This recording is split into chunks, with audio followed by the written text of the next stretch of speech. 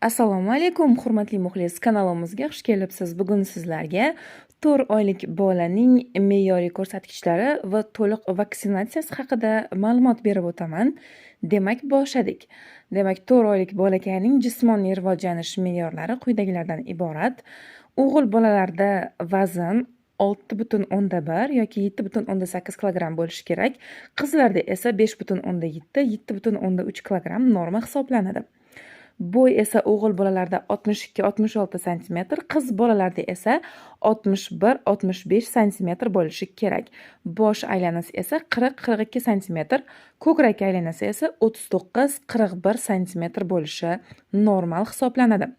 Harakat va motorika, qo'l va oyoq rivojlanishi esa quyidagilardan iborat, ya'ni boshini tik ushlaydi, qorni bilan yotgan holda belini ko'tarib turishi mumkin, yoniga yotgan holda uqalab o'tirishga harakat qiladi, qo'lidagi buyumlarni ushlashni boshlaydi va og'ziga olib boradi. Boshqa narsalarga qiziqib qarash, narsalarni uzoqroq vaqt kuzatish, demak kuzatilishi mumkin. Ruhiy va ijtimoiy rivojlanish, intellektual va hissiy rivojlanish, tanish yuzlar va ovozlarga reaksiya qiladi. Turli ovoz chiqarishlarni boshlaydi. Ijtimoiy muloqot, ya'ni tanish odamlarni ko'rganda tabassum qiladi. Yoqimsizlik yoki qo'rquv his qilishda yuzdagi o'zgarishlar paydo bo'ladi.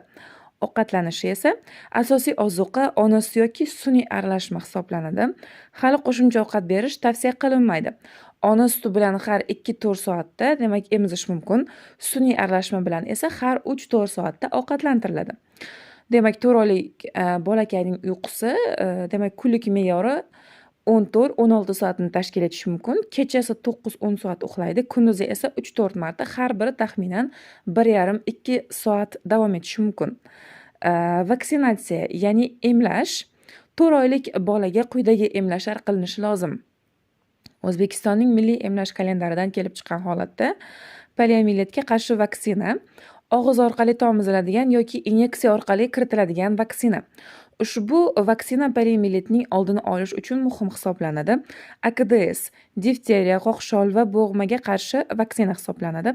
Ushbu emlash bolani qo'qshol, difteriya va bo'g'maga qarshi himoya qiladi. HIV vaksina, gemofil infeksiyasiga qarshi vaksina hisoblanadi. HIV infeksiyalar, masalan, meningit, pnevmoniya va boshqa og'ir kasalliklardan himoya qiladi.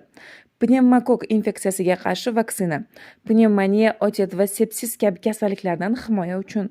Rotavirusga qarshi vaksina, diareya va rotavirus infeksiyalarini oldini olish uchun agar milliy kalendarda belgilangan bo'lsagina qilinadi. Emlashdan keyingi tavsiyalar. Emlashdan keyin bolada yengil isitma yoki bezovtalik kuzatilishi mumkin. Emlash joyida qizarish yoki og'riq bo'lishi tabiiy holat hisoblanadi. Bolaning holatini kuzating va jiddiy nojo'ya ta'sirlar kuzatilsa, shifokorga murojaat qiling. Normadan chekinish holatlari quyidagilarda namoyon bo'ladi. Agar bola quyidagi ko'rsatkichlarga mos bo'lmasa, shifokorga darhol murojaat qilish tavsiya etiladi. Ya'ni bola boshini tik ushlay olmasa, tanish ovozlarga javob bermasa, qo'l va oyoqlarini harakatlantirishda sustlikni sezsangiz. Bu ma'lumotlar umumiy tavsiyalar bo'lib, bolaning individual rivojlanishiga qarab o'zgarishi mumkin. Shifokor bilan muntazam maslahatlashib turish tavsiya etiladi. O'ylaymanki, ushbu ma'lumotlarim sizlarga manzur bo'ldi. Agar videomiz yoqqan bo'lsa, kanalimizga obuna bo'lishni hamda like bosishni unutmang. E'tiboringiz uchun rahmat.